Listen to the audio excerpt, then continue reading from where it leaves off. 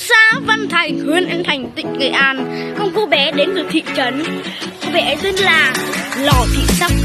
Cô bé ấy rất là thông minh.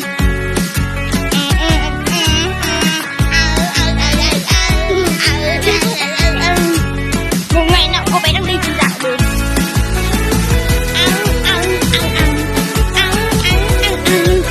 Rất là xịn sò các bạn ạ.